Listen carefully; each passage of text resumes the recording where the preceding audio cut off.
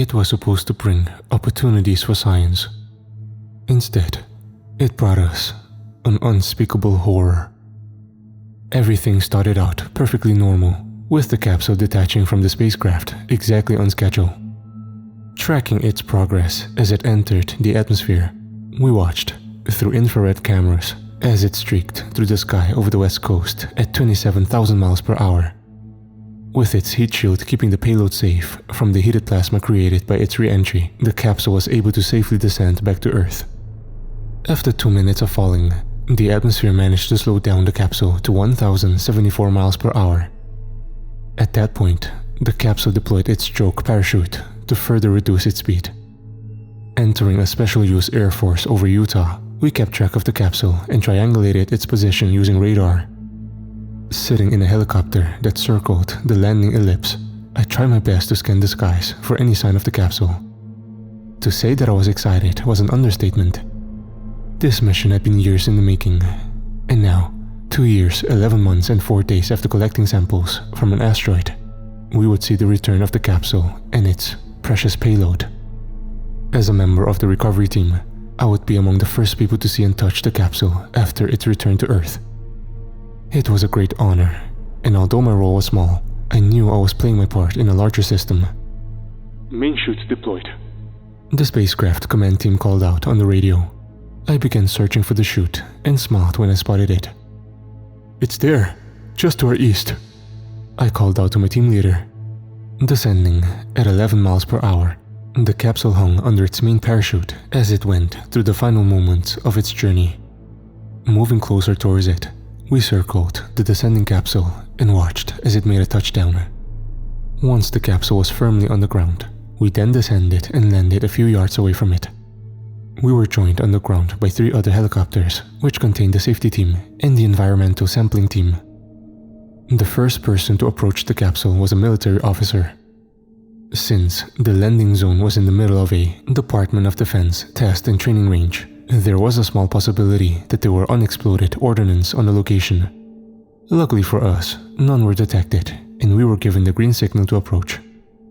Following our carefully rehearsed procedure, the environmental team moved towards the capsule and began testing the air around it, as well as marking and taking samples of the ground. Meanwhile, us and the recovery team brought a metal crate and placed it on top of a cargo net that was connected to a nearby helicopter thanks to a long line. The crate will act as a cradle for the capsule during its aerial transport back to the airfield, where our temporary clean room is located. Once in the clean room, the capsule will be dusted off, disassembled, and the sample canister removed and placed into a nitrogen glove box for nitrogen purging. Getting close to the capsule and looking down on it, I couldn't help but smile. This object that traveled billions of miles in space, saw things humans can only dream of seeing, took samples from an asteroid, and now it was back on Earth. It truly was a marvel and a great accomplishment for space exploration. However, I didn't let my awe and admiration distract me from my task. Following procedure, me and Dan, my partner for this part of the recovery, moved to stand next to the capsule before gently lifting up the 100-pound object. Making sure not to drop it, we took our time carrying it towards the crate. It was at this point I noticed something strange. While lifting the capsule, I thought I heard a tapping sound coming from inside it. This surprised me, since I knew that it wasn't supposed to be making such noise. However, as suddenly as it started, the ticking noise immediately stopped, making me wonder if it really happened, or if it was just my imagination. Seeing that Dan didn't react to the sound, I decided that it was most likely just my imagination. Keeping quiet about it, so that I won't embarrass myself, I returned my focus to my job and slowly lowered the capsule to its crate. Once it was secure, we then began tightly wrapping a tarp around the capsule and sealing it with tape. With that done, we secured the cargo net and signaled that the capsule was now ready for transport. Within a few minutes, the helicopter took off and slowly lifted the capsule into the air. We watched as the capsule and its precious cargo hung under the long line as the helicopter carried it back to the airfield. With our job done, we began packing our gear and heading back to our chopper, leaving behind the environmental team to continue their job of collecting ground samples around the landing zone. By the time we arrived at the airfield, The capsule was already inside the clean room, where technicians will clean and open the capsule so that the curation team can purge it with nitrogen and protect the sample canister from possible contamination. With nothing more to do, us in the recovery team moved to one of the nearby hangars that was temporarily converted to act as our break room. Grabbing food and taking a seat next to Dan, I gave him a quick pat on the back and congratulated him for our successful recovery. Just like the rehearsals, I told him with a smile. Yeah, he said cheerfully. There is something bothering me though. This piqued my interest as I raised an eyebrow and stared at him. What is it? It's the capsule, he said. I'm not sure, but I thought I heard something from it. Heard something? I muttered. Was it a tapping sound? Dan's eyes immediately widened as he nodded. Yeah, you heard it too? I did, I told him. But I shrugged it off when it stopped. I ignored it too. At first I thought it may have just been loose samples within the canister shaking as we moved it. But then I heard it again, after we wrapped the capsule and got it secure in the cargo net. I swear I heard the tapping again. I don't know if you heard that too. You were busy going through the checklist at the time. But I heard it. I don't know. I'm not sure if it's anything of concern. But it just seems odd. Maybe I'm just overthinking it. But the rest of what Dan was about to say was cut off when the sound of sudden commotion occurred on the other side of the hangar. Turning around, I saw that one of our team members was being tackled by a man that wore a white biosuit. Seeing the protective equipment on the man, I quickly realized that it was from the curation team. But what was he doing here, and why was? Getting up and moving towards the scene, I saw our team member frantically attempt to get the other man off of him, but to no avail. The other man seemed to be stronger and kept him pinned. Reaching the two first, Dan quickly grabbed the man from behind and lifted him off of our team member. As he did so, the other man struggled and flailed his arms as he gave out a hiss that I never thought a person could ever make. Wrapping his hands around the man, Dan did his best to keep him restrained as I moved forward to help him. However, I suddenly stopped in my tracks when I saw the man's face. The man's eyes were wrong and were bulging out of his eye sockets. In fact, his eyes looked too big to fit in his eye sockets as they were stretching them to the point of tearing. Standing there frozen in sudden fear, I looked on in horror as these unnatural large eyes stared at me. I was only snapped out of my catatonic state when I heard Dan struggle and call out for help. We need to pin him on the ground, Dan said. He's fighting harder than I expected, and I don't know if I can keep this up. Returning my attention back to the situation, I nodded my head and moved towards them. By that point, other members of the team had arrived, as two of them began helping the man who was attacked. Meanwhile, another two was rushing towards the nearby exit, shouting that they'll call the security team. Focusing my attention on the attacker, I took a step forward and prepared to grab the man's arms, which continued to flail around. However, before I could put my hands on him, I suddenly jerked back when I saw spider-like legs sprout out of his eye sockets. These legs then helped each eye pop out of its sockets, allowing it to crawl on the man's face.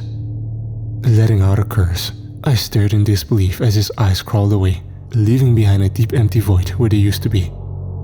However, they did not remain empty for long as a new pair of eyes crawled out of its depth. This pair soon exited the eye sockets too and crawled down his face as they followed the path the previous two took. Meanwhile, the initial two pairs crawled down the man and were now moving to Dan's arms, which were still wrapped around him. However, the moment he felt the eyes crawl up one of his exposed arms, he immediately let go. What the fuck? Dan remarked as he saw the two eyes that managed to get on his arm. As they crawled, I couldn't help but notice Dan wincing in pain as they moved on his skin. In an attempt to get them off, he used his free arm to swat away the pair going up. However, this only resulted in him letting out a hiss of pain as the eyes remained on his arms. It seemed like their long spider-like legs were stabbing the skin of his arm, making it difficult to get them off. Seeing him struggle, I moved up to try and help him, but was immediately blocked by the man whose eyes still released these unnatural little horrors. Standing in front of me, and with eyes crawling all over his body and staring at me, I felt frightened and unsure what to do. Then, without warning, a couple of the eyes leaped from the man and headed straight towards me.